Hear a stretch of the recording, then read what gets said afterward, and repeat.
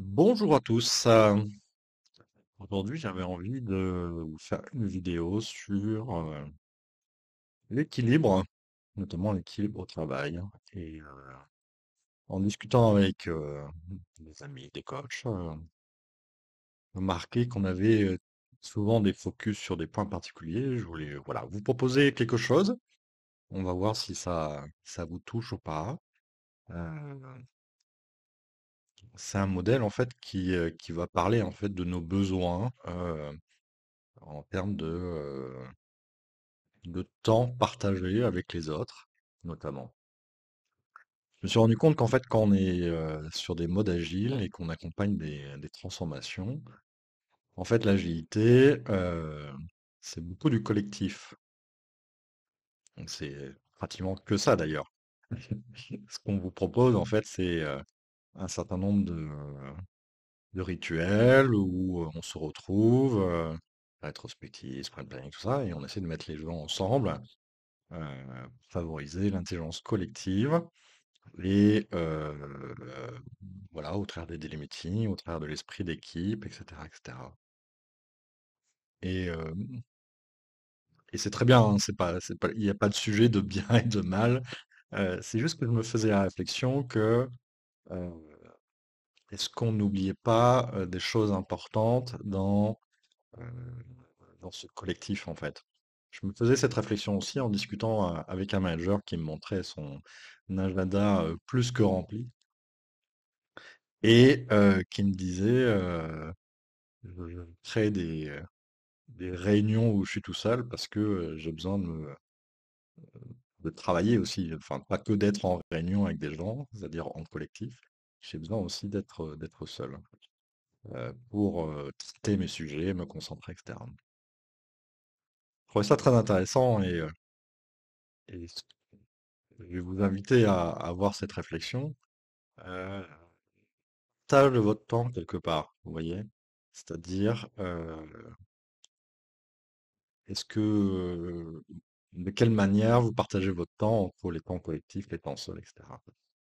Mais avant ça, je vais vous proposer une autre réflexion qui est de dire bah, quels sont les temps dont on a besoin, en tous les cas, moi que j'ai imaginé, hein, qui sont peut-être non exhaustifs. Euh, je pense que c'est important effectivement d'avoir des temps collectifs, c'est-à-dire des temps où on va être avec un groupe, d'accord, idéalement un groupe dans lequel on est bien, hein, son équipe ou son groupe de personnes avec qui on a l'habitude d'être, pour différentes raisons, parce que, euh, alors, on peut imaginer plein de raisons, hein, encore une fois. Alors, moi, j'en vois deux, effectivement, c'est parce que il y a quelque chose de soutenant d'être dans un collectif, hein. C'est-à-dire que on va utiliser l'énergie qui est ambiante entre nous pour se pousser à aller vers de nouveaux horizons éventuellement, pour imaginer des solutions qu'on n'aurait pas pu créer seul, hein, donc tout ce qui est intelligence collective. Mais j'aime bien cette histoire de soutenant aussi et peut-être aussi quelque chose de ressourçant en fait, puisque en étant avec les siens, on partage aussi des moments qui peuvent être quelque chose d'un peu léger, de rigolo, etc. Et donc ça crée aussi des moments de souvenirs, de joie, etc. Donc ça, je trouve ça aussi important. Et je pense que c'est pour ça que ces moments collectifs sont aussi importants en fait. Donc il y a recherche de soutien, hein, parce que des fois on peut être en difficulté, et puis euh, savoir qu'il y a des gens qui sont là pour soi, c'est important. D'avoir ces moments de fun, de légèreté, hein, pour se ressourcer et puis euh, se redonner de l'énergie. Et ces temps d'intelligence collective qui sont là aussi pour se motiver, ouvrir des nouveaux horizons, se créer des nouveaux possibles, etc. Donc autour des moments de groupe, voilà, on peut imaginer ces trois temps, qui sont peut-être à différencier d'ailleurs, hein, qui sont peut-être pas à faire tous au même moment. Mais peut-être avoir des rituels pour dire, bah là c'est plutôt pour des moments de détente, là c'est plutôt pour des moments de soutien, et là c'est plutôt des moments pour l'intelligence collective. Ça peut être une réflexion à se faire. J'en ferai peut-être une vidéo d'ailleurs, parce que je trouvais ça aussi très intéressant.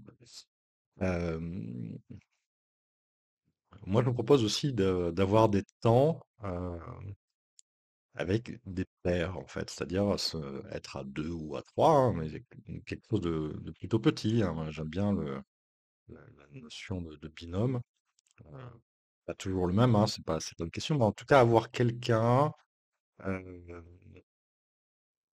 qui soit dans la même branche que vous, peut-être du même niveau ou quelque chose, mais en tout cas, ce qui est recherché, c'est d'avoir quelque chose de l'ordre de la connexion, euh, de l'intimité.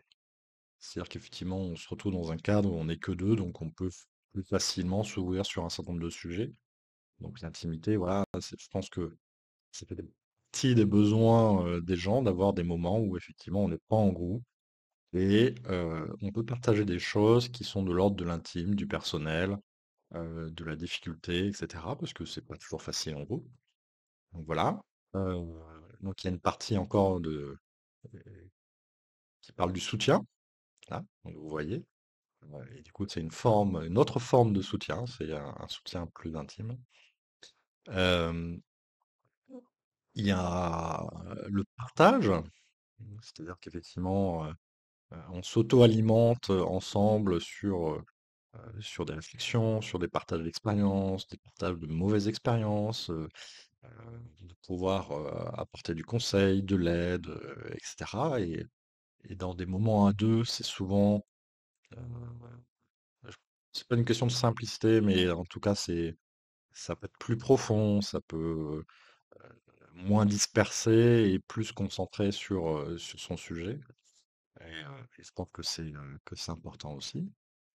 Et ça peut être aussi, encore une fois, des choses plus légères, qui n'ont rien à voir avec le moment présent, et qui sont peut-être, voilà, parler des prochaines vacances, parler, etc., ou de prochaines conférences ou autres.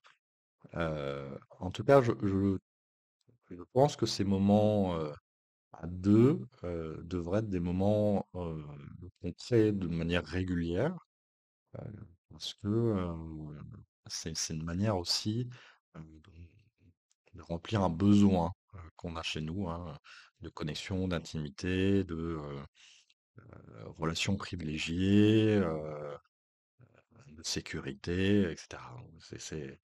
C'est important de réussir à trouver ces moments où on passe du temps entre pairs et c'est peut-être l'une des choses où aujourd'hui, dans mon observation, qui est le moins fait. Voilà, encore une fois, hein, c'est des questions d'habitude et c'est peut-être aussi des questions de connaissance de soi et de ses besoins. Et voilà, je pose ça là, je trouve ça intéressant. Ensuite, effectivement, il y a des moments où on a besoin d'être seul, pour tout un tas de raisons. D'une part, parce que en termes de concentration, parfois on a besoin d'être seul parce qu'on est plus efficace, qu'on arrive à se concentrer seul sur sa tâche. Donc, une question de concentration, focus. Euh, c'est une question de légèreté aussi, c'est-à-dire que c'est un moment où vous retrouvez aussi votre liberté, votre autonomie. Vous faites comme vous voulez, vous prenez votre pause, vous buvez un café, enfin peu importe. Euh, il y a une question de liberté et d'autonomie, hein. Il y a aussi ces besoins qui sont remplis, et qui sont très importants aussi. Donc c'est des choses qui sont importantes aussi.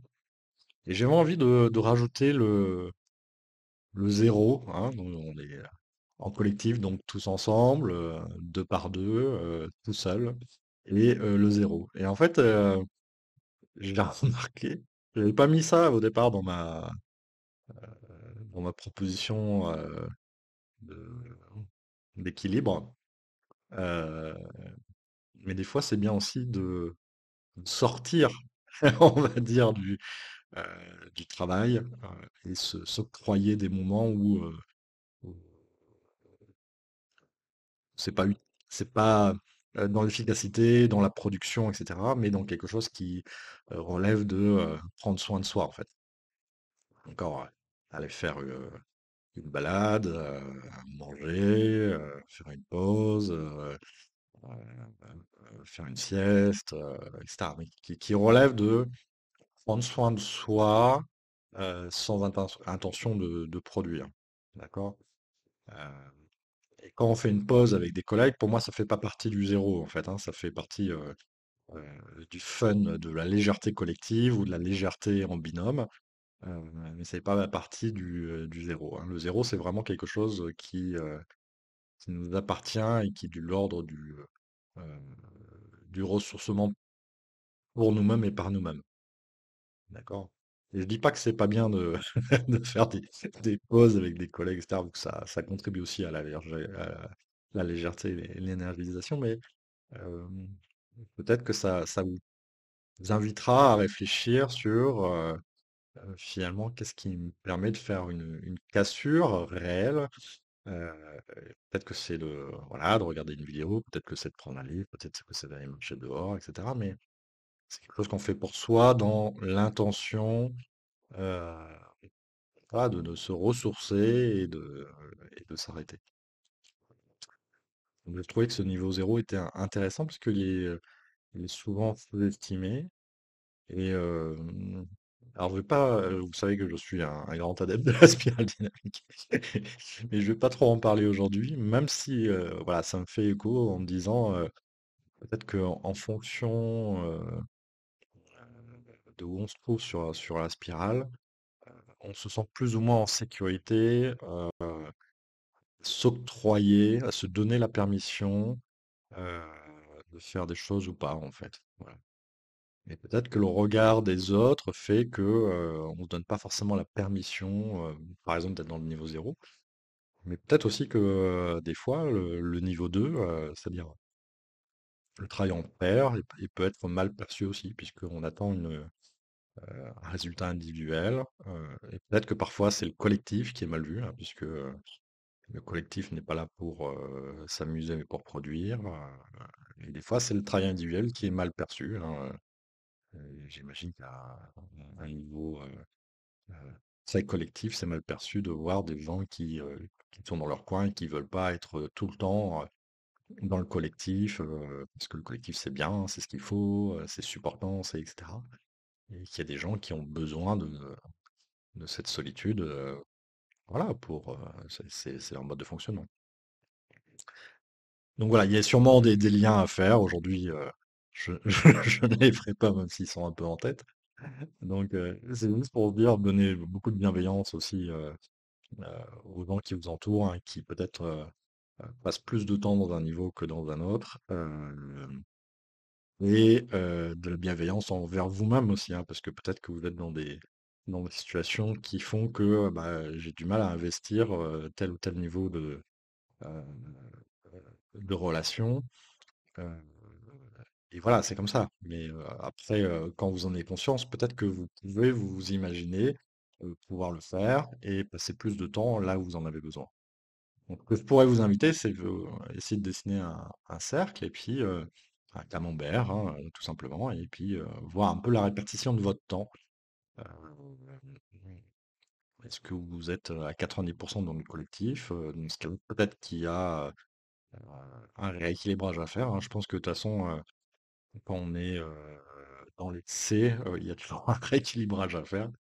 Et bah, c'est plus de 50% dans un des quatre niveaux. À mon avis, pour moi, c'est de l'excès. Voilà, ça reste un jugement de ma part, hein, vous en faites ce que vous voulez. Mais en tout cas, ça mérite de jeter un regard en disant, mais zut, aujourd'hui, je passe 50% de temps tout seul. Est-ce que ce serait pas intéressant d'explorer, de passer plus de temps avec un père, et puis de pouvoir discuter, partager, grandir, etc. Et puis voir ce que ça produit chez moi en termes d'énergie, en termes de bien-être, etc. Et voilà, ça pourrait être intéressant, vous voyez, d'explorer les endroits où aujourd'hui vous êtes plutôt en mineur, et puis essayer d'agrandir la proportion juste pour voir ce que ça produit chez vous en termes de rééquilibrage. Euh, voilà, c'est une invitation à l'expérimentation. Alors déjà, un premier temps, faire une visualisation de là où vous en êtes en termes de proportion. Et puis ensuite, peut-être d'expérimenter, dire, tiens, ce faisceau-là, il est tout rikiki. euh, c'est mon niveau collectif, hein. Est-ce que je peux aller plus souvent dans des espaces collectifs et voir ce que ça me donne en termes de nourriture, en termes d'énergie? Est-ce que ça satisfait des besoins ou au contraire, bah, effectivement, je suis déjà dans un équilibre qui me convient bien et cette portion congrue de collectif, c'est OK pour moi parce que dans le moment où je suis, à l'endroit où je suis, c'est comme ça que je me sens le mieux. Voilà, donc il n'y a pas du tout de jugement, mais c'est juste une invitation à regarder ça, à se dire, tiens, où j'en suis en termes de proportion. euh, et est-ce que je me sentirais à l'aise d'aller expérimenter quelque chose en me disant, bah, ah, Pascal, il me propose euh, 4 endroits, d'accord, un niveau zéro où je prends un peu de recul avec mon travail et je prends un peu de temps pour moi. Un niveau 1 où effectivement je suis concentré sur mon travail et puis euh, j'ai besoin de m'isoler, voilà, pour aller à mon rythme, pour être dans mon autonomie, ma liberté. Un niveau 2 où bah, je prends régulièrement des moments avec quelqu'un que j'apprécie ou qui est dans la même branche que moi, ou voilà, un père, pour pouvoir partager, pour avoir un peu de légèreté, pour avoir de l'intimité, de la connexion. Et le dernier niveau, qui est le niveau collectif, où bah, je passe des moments, soit de légèreté,